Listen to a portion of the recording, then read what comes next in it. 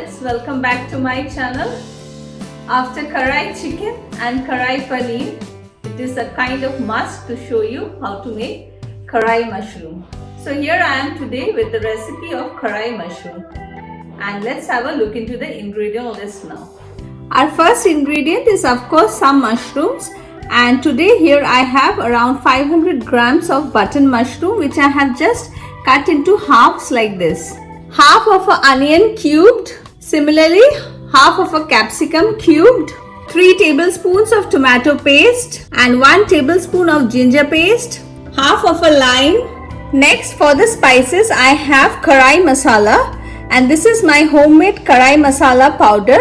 I'll add a recipe of it at the end of this video.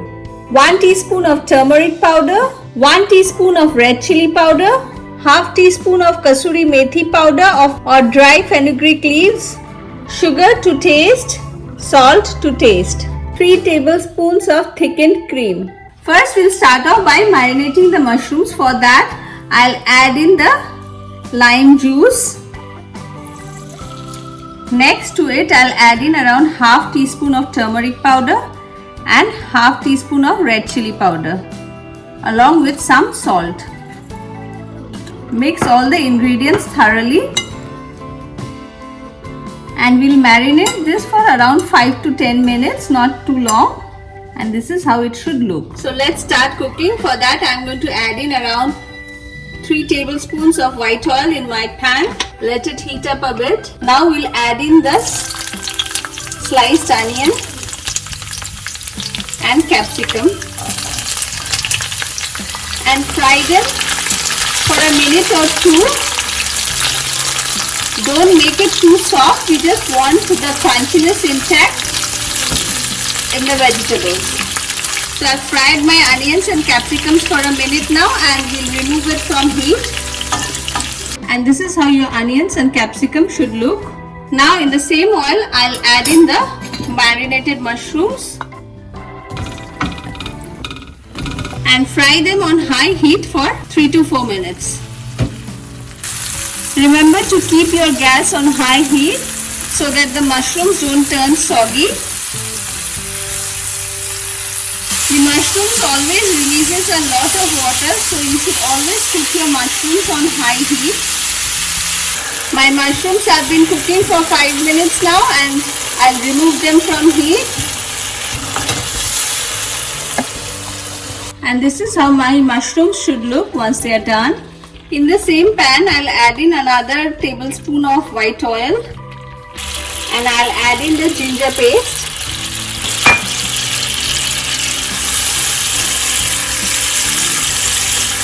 Mix it well and cook it for a minute. Next, add in the tomato paste. If you don't have tomato paste, you can make a puree of 2 tomatoes and add it. We'll cook this mixture for at least 2 minutes so that the raw smell of the tomatoes are gone. Next to it, I'll add in the turmeric powder and red chili powder and the homemade karai masala powder. Mix it well and fry for a minute. And I'll add in around 1 cup of water.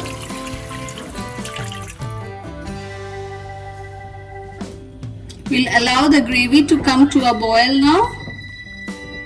As you can see, the gravy has come to a boil. Now I'll add in the fried mushrooms to it. Mix it well with the gravy. And we'll cover this and cook for 3 to 4 minutes on medium flame. My mushrooms have been cooking for 5 minutes now, and as you can see the oil has started floating on top. I'll add in the onions and capsicums which I had fried previously. Along with it I'll also add in a little bit of sugar just to enhance the flavors of all the spices, and the kasuri methi powder and some salt. Actually I had added in salt while marinating my mushrooms, so I didn't require much. Check in before adding it and give it a good mix. And now I'll add in around 3 tablespoons of fresh cream. This is completely optional. If you don't want cream, you don't have to, but this actually makes the gravy more richer.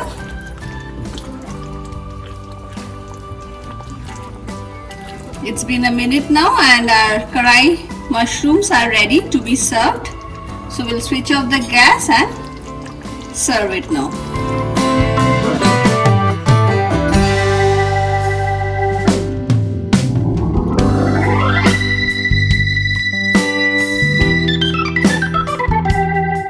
To make the karai masala, we need 1 teaspoon of cumin seeds, 2 dry red chilies, 1 teaspoon of coriander seeds, 1 teaspoon of fennel seeds and 1 teaspoon of black peppercorns. So basically we have to dry roast this spices and then we'll grind it to form the karai masala powder. This is how the spices should look once they are dry roasted. And now we'll let it cool down and then make a powder or grind it in a grinder. This is how the karai masala should look once you have grinded it. The powder should not be very fine, neither very coarse. It should have a medium texture to it. My karai mushroom is ready and this is best served with some naan roti paratha or any kind of pulao.